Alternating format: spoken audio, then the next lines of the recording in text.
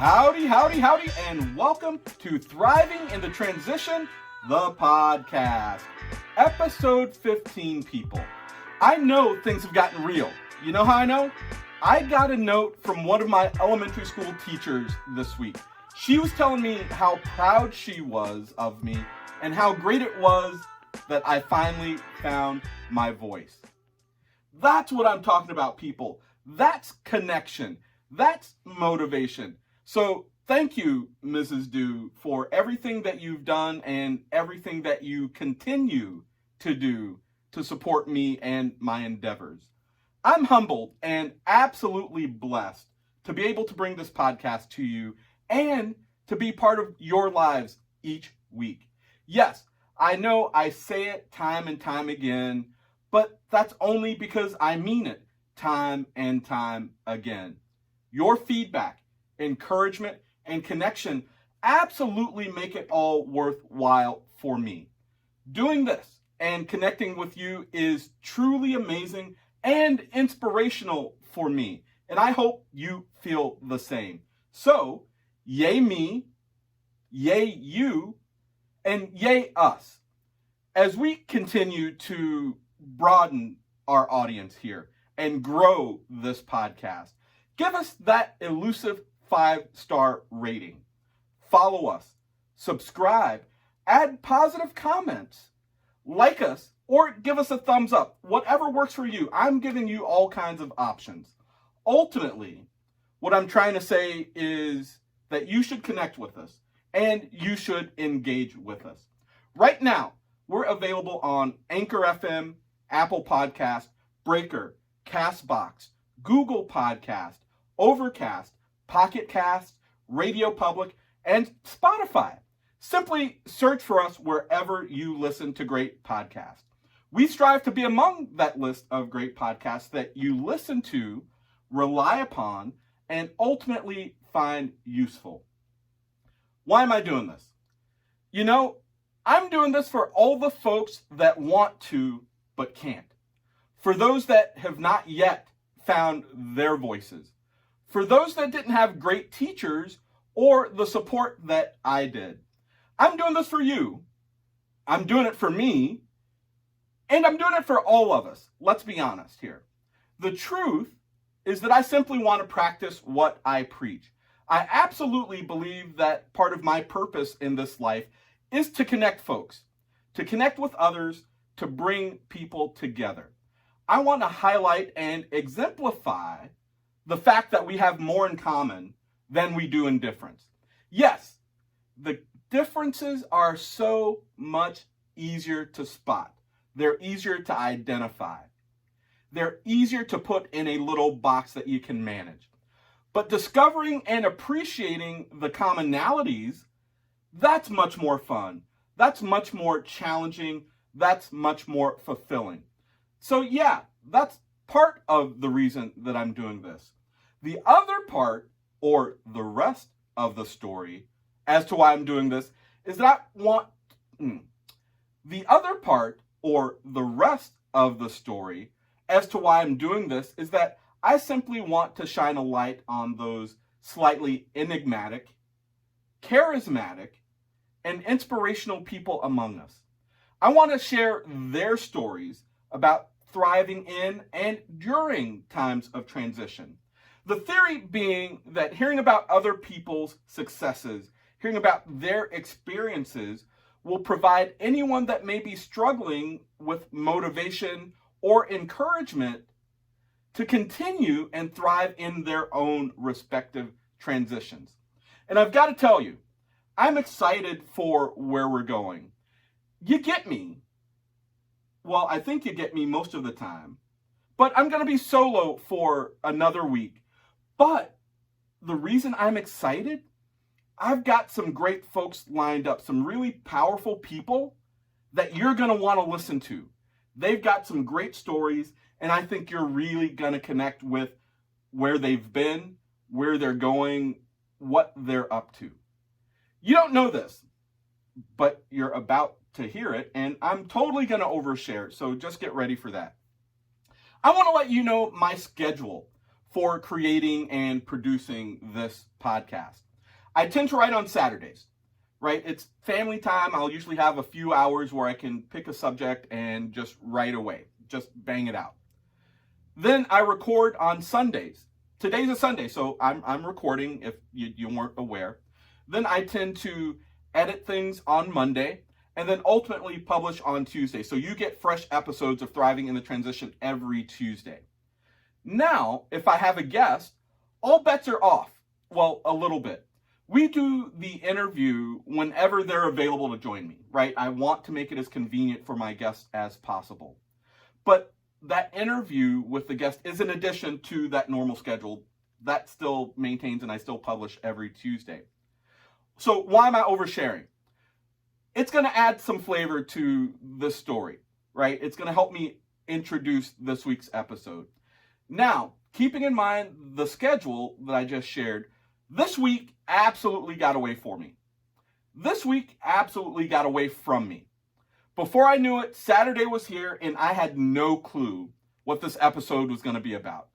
Now, I made a commitment when I started this podcast that I was going to have a new episode every week. And I absolutely intend to maintain, to keep that commitment, to keep that promise. So I wasn't going to skip out. But I was racking my brain on what I could do. Just to let you know, I keep a running list of topics and guests and add to it periodically. So it's not like I didn't have anything to work with, just not the right episode for today. Nothing that I had on that list actually fit. And I wanted to have something that fits. It sounds really weird, but I know when the topic works, when it's timely, when it feels right. And I guess it's just that gut feel that I go by. But in the process of coming up with this week's actual topic, I added lots of other things to that list. So there were all kinds of ideas that flooded in while I was thinking of the right thing for this particular episode. Those things include everything from a conversation with my wife to something based on value tales. And if you don't remember value tales, I mentioned early on in this season, talking about Louis Pasteur and my favorite quote, chance favors the prepared mind. But be on the lookout. All of that is going to be really, really good stuff. And those things will come to fruition. That's just not what we're going to talk about today. But it was a moment talking to my wife that solidified today's topic. She asked me for like the third time, what's this week episode going to be about? And I told her I've got some ideas, but nothing really solid yet. Her response was this: don't worry, inspiration will hit. It always does. Then out of nowhere, bang, pow, zoom, all the onomatopoeias. Inspiration indeed hit. I'm going to do a show about inspiration. Without inspiration, we can get stuck. We can be unmotivated. We can even be lost without proper inspiration. But you just can't command inspiration to appear. Or can you? So this week, I'm going to share my top tips and tricks for encouraging a strike of inspiration. And we'll get into this topic right after this little break. Welcome back, folks. Before I share my personal tips and tricks to help discover that bit of inspiration, I want to cover a little bit of background. I'm sure you expected this from me. I don't know, it's just the way I'm built. I've got to give you a background. Let's start with the definition of inspiration. A noun, the process of being mentally stimulated to do or feel something, especially to do something creative. For example, Helen had one of her flashes of inspiration. Second definition, a sudden, brilliant, creative, or timely idea. Then I had an inspiration. So I wanted to level set to make sure we're on the same page when we talked about inspiration. Throughout history, people have long sought inspiration for any number of things, from great inventions to artistic masterpieces to ways to fight and win wars. One way that historically people have gotten inspiration is from a muse. Oh, you say you're unfamiliar with this muse concept? Well, let me help you out here. By definition, a muse is a goddess that inspires a creative, artistic, musical, poetic, or even a thinker or the like. That's the noun version. The verb, to reflect about or to ponder on, usually in silence, or to gaze thoughtfully.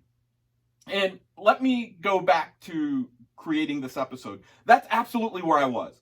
I knew I had to create something. And yes, you can call it artistic. You maybe even can call it thought-provoking, whatever, but it definitely falls in that category where I had to have something to get me started, right? I needed an impetus to kick things off. And that's where the artists, the thinkers, the scientists, the mathematicians, the musicians, the painters, whoever, that's how it plays out for them.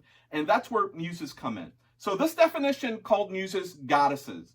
They typically are, that term muse is typically used to refer to women, but not always. Anybody can be a muse as long as they are the inspiration or trigger the inspiration for a new creation as far as I'm concerned.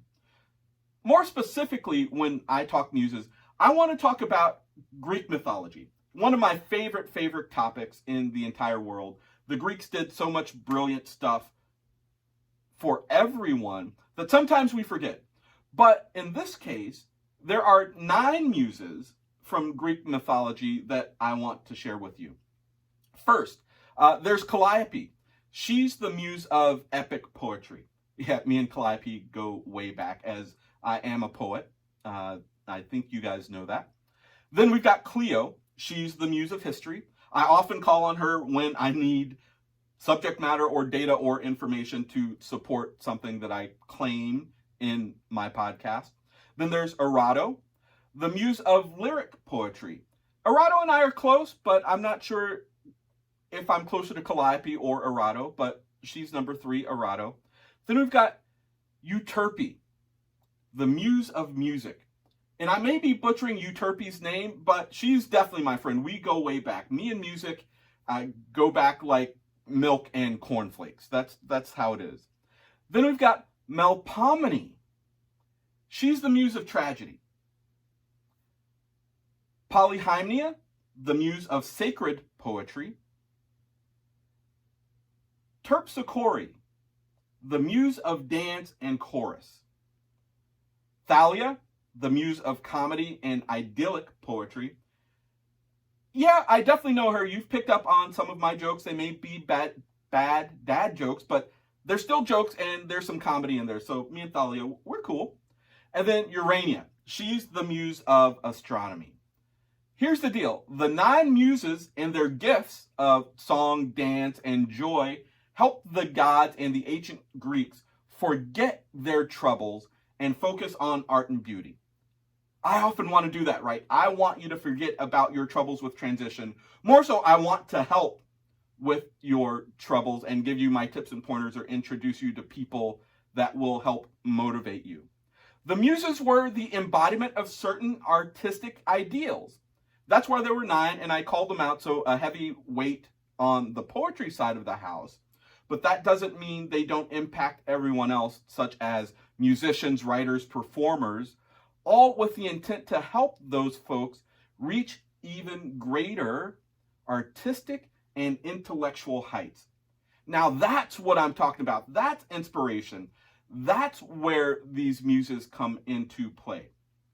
Now, of course, muses can help real people too. And muses are real people, just not for the ancient Greeks. They're for everyone.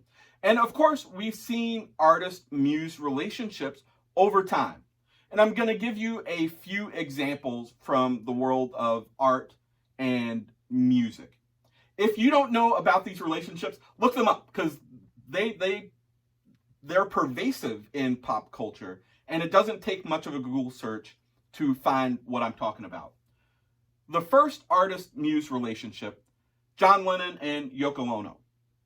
Right? No matter what you think of the relationship, clearly a lot of John's work was inspired by and for Yoko Ono.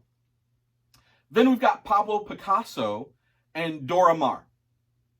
Same thing, except in the world of art and not music. Maybe one of the most interesting, and at least I find it the most interesting, Salvador Dali and Gala Diakonova.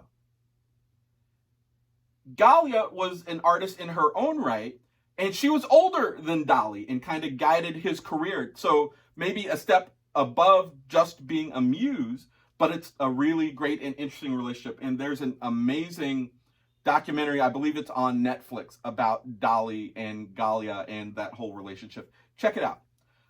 Other examples, Andy Warhol and Edie Sedgwick, Patti Smith and Robert Mapplethorpe.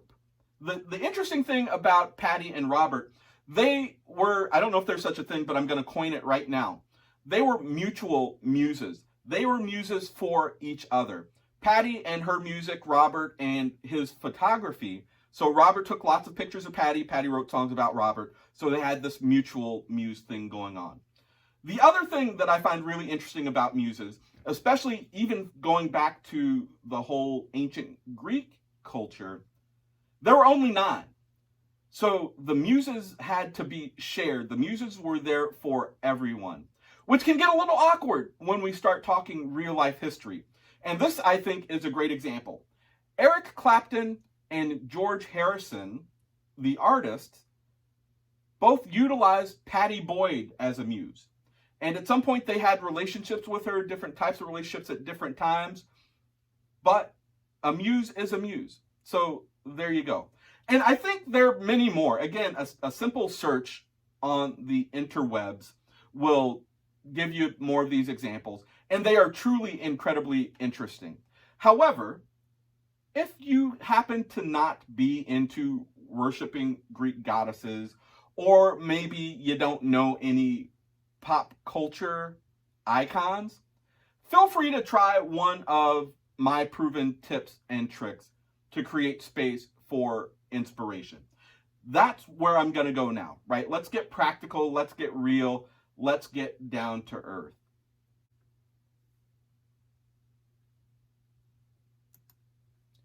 All right, my list of tips and tricks to create inspiration, if you will. There are 5 points. Now, a couple of my points have sub-points. Of course, I've got sub-points on ways to garner inspiration, but I'll get there. There are 5 main points, and when there are sub-points, I'll let you know. First point, music. This is not a mystery to anyone. In particular, if you listen to this podcast, I use music at the intro, the outro, and throughout this podcast. 1, to keep your interest, but 2, music is incredibly inspirational. If you talk to anyone that works out, that runs, that walks, that does anything that's repetitive or monotonous, chances are they utilize music. They've got a playlist, right? Most people have a playlist for the gym. It keeps them going, it gives them that motivation. Why not music as a means to inspire? Music covers a multitude of topics and subjects. Everything from motivation to love to empowerment to just being goofy and silly to being angry to being raunchy and erotic to you name it. Music covers it. Use that as inspiration. Immerse yourself in whatever genre of music that you're feeling at the time that you need inspiration. It will absolutely help. It could be a direct idea from a song, or it simply puts you in another place where you are more receptive to inspiration that may already be around you. Get that? Music will change your mood to maybe help you recognize things that are already there. That's why music is my first topic, my first bullet point, my first tip. And it doesn't matter the type of music that you use, whatever works for you. Music and its genres are just as unique as you and your transitions. That's why it's my first tip. Now, how's it work for me? I use it everywhere. I already told you I use it in the podcast. I don't even know how many playlists. Again, follow me on Spotify, at GQ Down on Spotify. I've got playlists by time period. So my 90s hip hop playlist, I have to say, is pretty awesome. I've also got educational playlists. I've got this playlist called Before and After, where it will take an original song and then play the newer, more popular version or versions, because some of the classics, some of those great songs have 3 or 4 remakes or other songs that they've inspired. My kids will hear this playlist, they'll hear the original, and it's like, oh, that's current day pop artist. And it's like, no, it's not. That's old school R&B artist, or that's old school rap artist, or that's old school rock group. And my kid's reaction, oh, well, it sounds like current day. And that's fine. They don't have to get it. But it's a way for me to connect with music on another level. And that's to educate folks that may not be aware of their music history and where some of their favorite songs come from.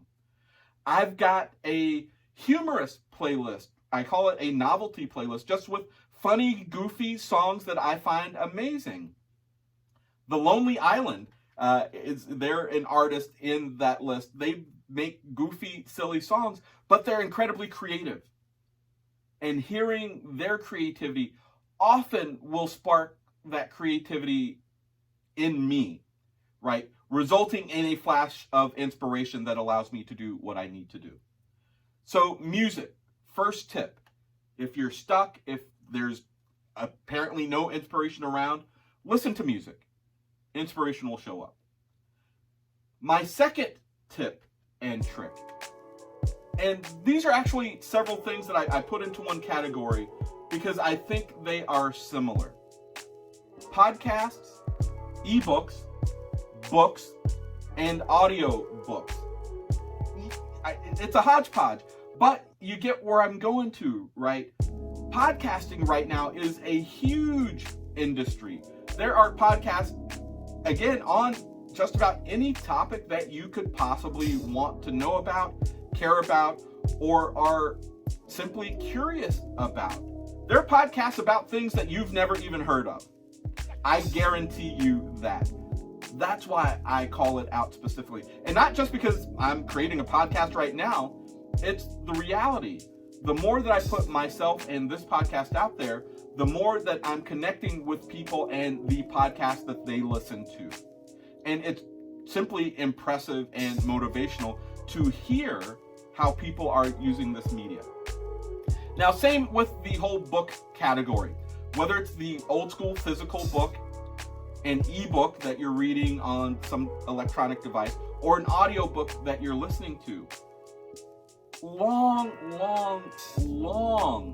ago, in a time far away, people used books as an escape. People used books to find out about cultures and societies, events, and things that they couldn't experience, that they weren't aware of, that they didn't know existed. That's why I put those 3 here. Immerse yourself in a good book. Don't force inspiration. Get it from a different source. Get it from one of the many books. Right now, I bet wherever you're listening to this, you've got access to an ebook, an audiobook, or a physical book. Read a few pages, read a few chapters. Whatever works for you, create that space for inspiration to flow for you. For me personally, there is nothing like rereading a book. The more I reread a book, the more things that I realize that I missed the first time. Or the more that I'm reminded of why I absolutely love that book. Completely inspirational. I love poetry. I've mentioned that several times. Lord Byron I've got somebody somewhere is laughing at me. I've got a book of Lord Byron's love poems. Talk about Lord Byron was a bit of a player, but his words just absolutely inspirational. To know that another human being can view the world in such a way and with such words. Now, poetry is big. Again, I think like 4 of the muses were dedicated to different parts of poetry. There are as many different poets, poetic styles, as there are songs and music genres and even transitions that you folks are having, that we're all having. Pick a poet, find a poet that works for you. I also love E.E. Cummings. I just find him surprising. There are tons of authors out there of these books. I use audiobooks quite often. Sometimes I'll admit, being totally transparent, I get lazy. Picking up a book sometimes is too difficult. Laugh at me if you want to, but there's thousands and millions of other people that agree. Being able to listen to a book while mowing the lawn or being on public transportation or on a flight across the country, back when we used to take flights across the country, or in the car with the kids because you don't want to hear whatever game they're playing. It's amazing. And again, so inspirational as you get different ideas and themes and immersed in different worlds. One thing about audiobooks that I absolutely love that I have to share with you. Audiobooks have been a great way for me to connect with the family. Now, if you're reading a book, you are reading a book, typically a solo endeavor. Now, you may be in the same room or the same house as other people that are reading books. With audiobooks, you can all listen to the same book, the same story at the same time. And I find that absolutely brilliant. It harkens back to before TV, when families used to gather in their living rooms after dinner, fire up the radio, and listen to Orson Welles and the War of the Worlds or whatever the radio show was that those families listened to, but they were all there together. Audiobooks create a modern day version of that. So as you're still sheltering in place, yes, I know parts of the country are opening up, some prematurely, some whatever. I don't want to dwell on that. But as many of us are still home with our families, why not connect with an audiobook? They're available for free, many of them for free, through your local library. Pick a topic, a genre that resonates with your kids, download it, stream it, whatever, sit back and relax. It's an amazing experience. So, moving on. Another of my tips to garner, to get, to produce inspiration, authentic conversation. Sounds kind of funny because you're thinking, boy, but I have conversations all the time. Notice authentic conversation. Conversations about what's really going on with you, what's really troubling you, or vice versa, someone else is sharing that. When you have authentic conversation, inspiration can hit at any time. And I gave you one of the best examples that I can in my overshare about creating this particular episode.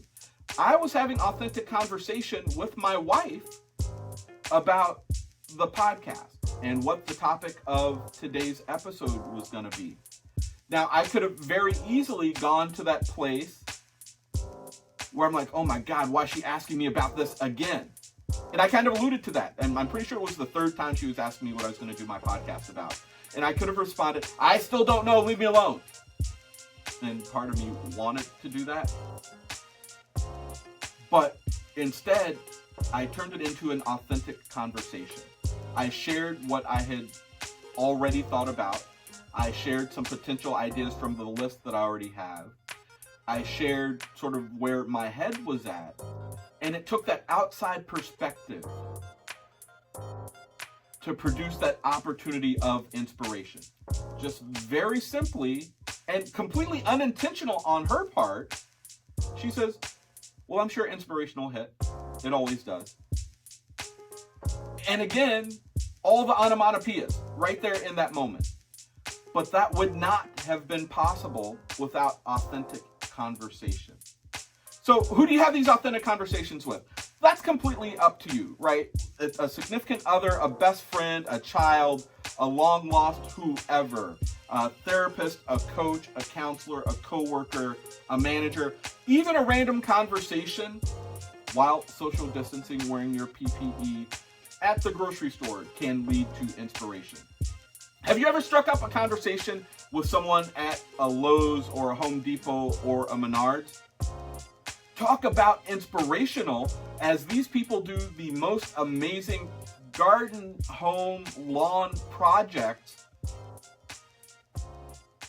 that I never thought possible. But because you have those authentic conversations in the moment, in that place, it's like, oh, I may not be able to do that version, but I can get some spray paint and paint my patio furniture a different color to give it new life. Or I can plant some chiles and make a salsa garden. It doesn't have to be big. It just has to be inspirational. It just has to be authentic conversation. One of the reasons that I believe people are reaching out so much during COVID-19, during the coronavirus, during this pandemic, we talk about it in, I think, the guise of well-being, which that's absolutely true. I don't want to take anything away from that. The other thing that people are actively seeking is inspiration. How many posts have you seen about share your favorite bread recipe? What new recipe are you using now? What new drink did you come up with? What creative thing are you doing with your kids? How do you create your lesson plan? How do you balance being a full-time working from home parent and a full-time, got to pay attention to my 9-year-old third grader teacher?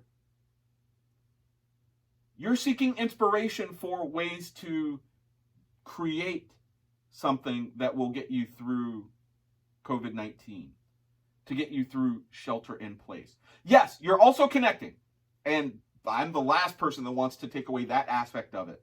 But you're also looking for inspiration. We're looking for inspiration. As you scroll through those pictures, it's like, oh, we could do that. Or why don't we do that? Why won't my 15-year-old go outside? And if you share that, you will find tips and tricks. So authentic conversation is a great way to find those flashes of inspiration.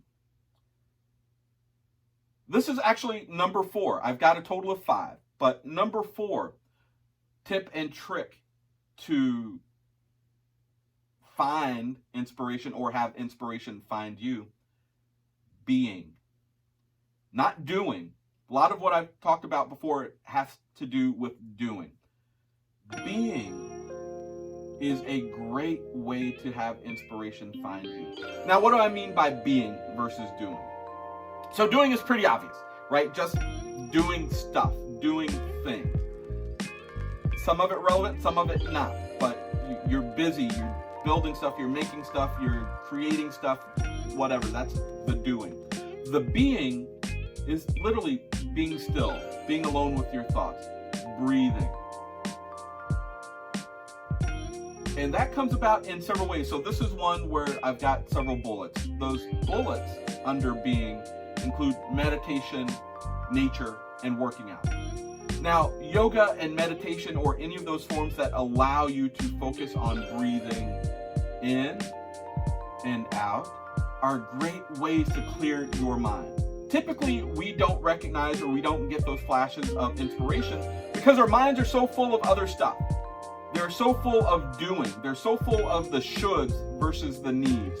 They're so full of anything except for that inspiration that we're looking for. That taking the time to clear that space is often your most powerful tool to invite inspiration. And I don't care what you use, if you just do it by yourself, just taking a few minutes in the car, a few minutes in the shower, the basement, outside, whatever the case. make that space to just be, to meditate. And again, whether that's through an app or through yoga or something else I don't even know about, being is a great way to invite inspiration in. Nature. Now, personally, this is my favorite.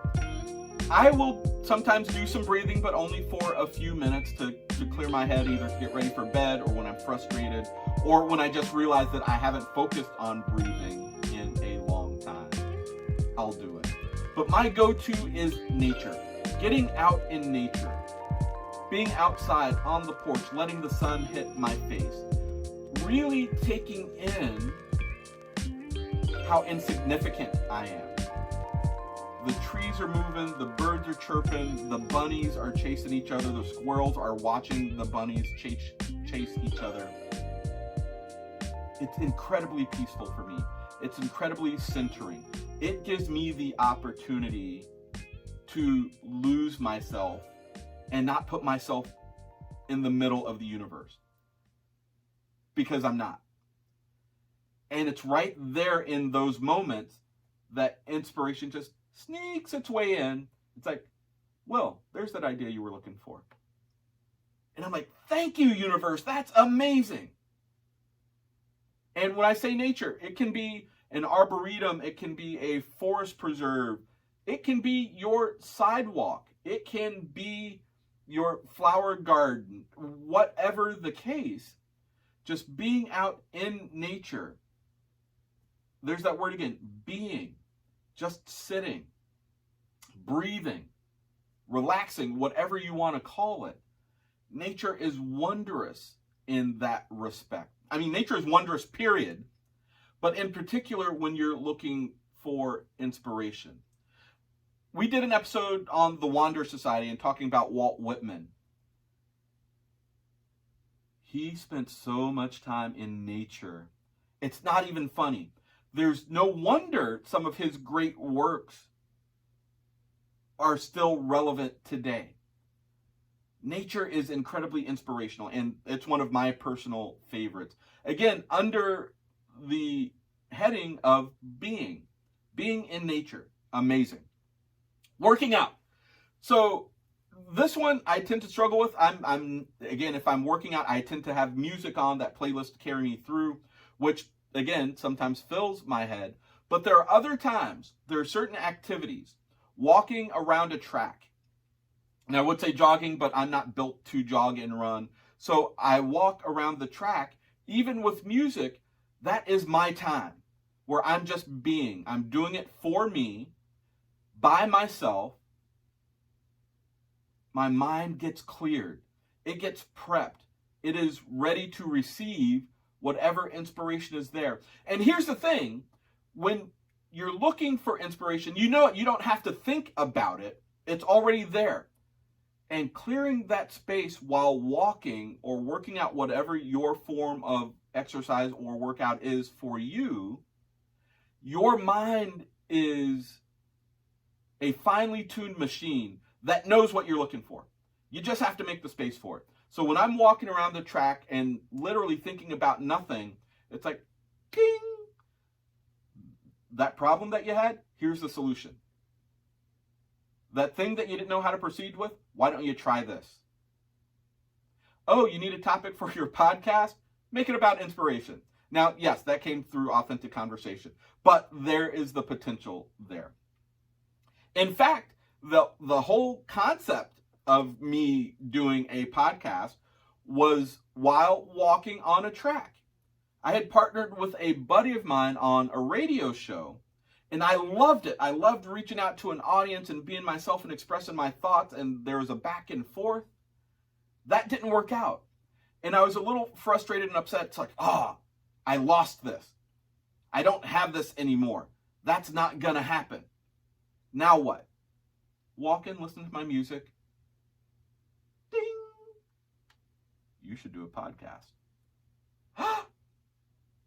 Brilliant! Inspiration struck. That's the power. And it literally based on that we're into episode 15 of Thriving in the Transition. Now, of course, there was work to be done after that, but that's how it worked for me. So that was my fourth tip, being. My last tip, last and final, and it covers a multitude. There are some sub-bullets. In fact, there's some sub-bullets. But it's super powerful. And that's creating. If you create, you make the space for inspiration. Inspiration, in fact, will feed on itself. As I looked at the list that I put underneath creating, they're all the things that the muses represent. They're what the artists were creating. They're what the musicians were creating. It's what the poets were creating. So under creating, I've got art, and then underneath that, music, photography, painting, poetry. I've also got cooking and mixology. All things near and dear to my heart that I love to create. So starting with art, I'm a musician, a photographer, a painter, a poet. When I write a poem, I'm at peace. I'm doing what I love. Inspiration continues to flow. When I'm painting, which I don't do a lot, and so I should say I have painted instead of calling myself a painter, but that's semantics. Inspiration strikes. I remember the very first time I created a painting. My wife had gone to BCBG Max Mara. I don't even know if that still exists, but she did, and she had this cute little bag, like paper bag. So she bought some stuff and they put it in this bag. And we were looking at the pattern on the bag, and it was just vertical lines, different colors, and things appear to fade into each other and blend really well. And she's like, that would make an awesome painting. We should commission someone to do that. My immediate response, I can do that. You don't need to commission anything. I can make that. And she looked at me and it's like, no, we should just commission someone. You do a lot of stuff, but you're not a painter. Gauntlet thrown down. Challenge accepted. The next 2 weeks, I made the most amazing painting of that BCBG Max Mara bag. It's on the wall right now in our basement. Created by me just out of the blue. Flash of inspiration, even thinking about painting. Created inspiration. That's where painting fit in. Photography goes without saying. It's everywhere. Being in the moment, just looking at things a certain way that I know is unique to me. I'm looking at that lamp the way that no one else is looking at that lamp. And my goal when I'm out with my camera, whether it's all the equipment and the lenses and the filters and the reflectors and the tripods and the monopods, or just my phone, or in the middle of those two, my point and shoot, whatever the case, my goal is always to capture with that device what I see with my eye. If I can do that, that was a great session. And the beauty of that, it's always with me. It's always available. I've always got my phone, or I've always got the full gear, or I've always got the point and shoot, or whatever. Photography opens that place for inspiration. And the great thing about creating, again, this is all under the subheading of creation. When you share your art with other people, they become inspired. Inspiration is begetting inspiration. That's how cool and powerful creating is. Music. I play trumpet, used to play trumpet, I play electric bass, but I love making playlists. Just an amazing thing. Using other people's words, other people's art, other people's song, packaging it in a new and different way, and you've got a new product. Completely amazing. I'm one of those firm believers, and again, grew up in the 80s, love a good mixtape. There are rules to making a playlist or a mixtape. You just can't throw all the songs in and hit play and you're done. No! There's got to be a rising action. There's got to be some falling action. There's got to be some drama. It's just like telling a story, except with other people's songs. There have been a couple movies and even a TV series made about this. I'm not going to publicize those. You guys know what I'm talking about. One starring John Cusack. Amazing movie. Loved it, by the way. That's where music is for me right now. But also, more realistically, when I'm frustrated, when I'm angry, when I'm hurt, when I'm sad, when I'm all in my emotions, I'm feeling all the feels, inspiration can't get through that. It cannot. It will not. Inspiration, I'm going to suggest, won't even try to because it's too difficult. So inspiration's hanging out over here while I'm feeling all the feelings. However, when I listen to music, and it's not even necessarily a full song that I have to get through, everything kind of settles enough. Everything is calming. Everything is clearing. Just enough for inspiration to creep in and hit me in the face. It's like, oh, yes, music is absolutely an escape. It puts me in the mindset to receive that. Now, I talked about music before. It was the first suggestion. But in this case, I'm talking about creating a playlist, putting things in order, in perspective, putting it in such a way where you create the desired effect. That's how it falls in now under creation. Going back to the electric bass and the trumpet, I still play those. So my wife and kids know things are really bad when I go start playing the bass.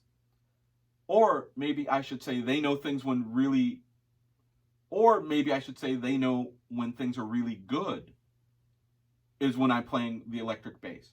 I remember one day, all was right with the world. I was firing on all cylinders, realized I haven't picked up the bass in way too long. I'm too embarrassed to tell you the actual length of time it had been since I'd played.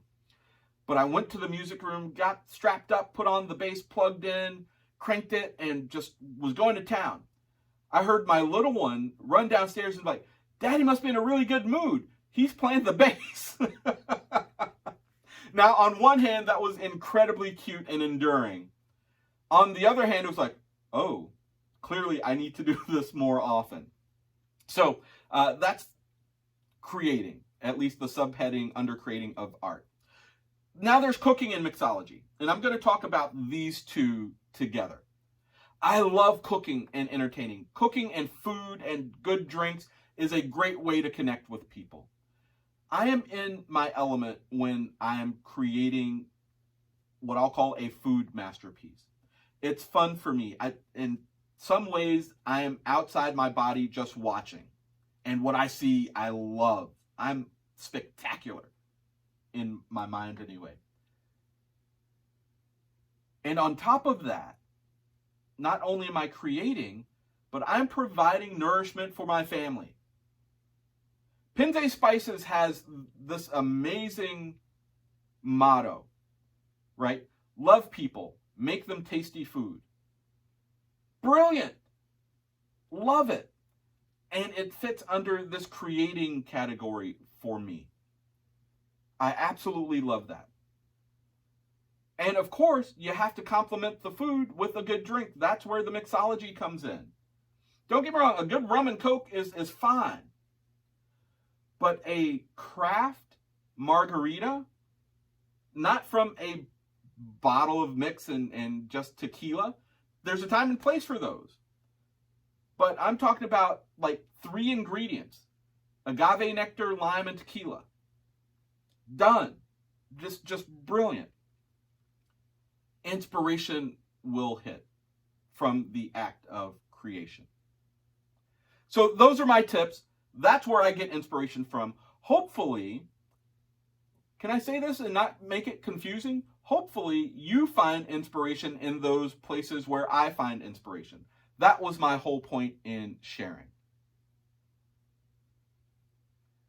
And I know I shared a lot, so I want to quickly do a recap of my personal list of ways to help coax a burst of inspiration. And there were 5. There are a couple of subheadings, but overall there were 5. There was music. Music's everywhere. Music will change your mindset. There were podcasts, ebooks, books, and audiobooks. That was the second bullet. 3rd, authentic conversation. 4th, being. This was one that had sub-bullets. And 5th, last, definitely not least, creating. Anything that you do to create, will garner inspiration. Period. So, someone somewhere is thinking, what's the point? Well, here it is. The point is that sometimes you have to make your own inspiration. Sometimes it's not there or you don't recognize it. It's frustrating. You don't know where else to go. Take control. Don't be a victim of not having inspiration. Make your own. Exploring any of the topics that I just talked about absolutely will help you thrive in the transition. All right, folks, that's all I got. I am absolutely spent. That brings us to the end of another episode of Thriving in the Transition, episode 15.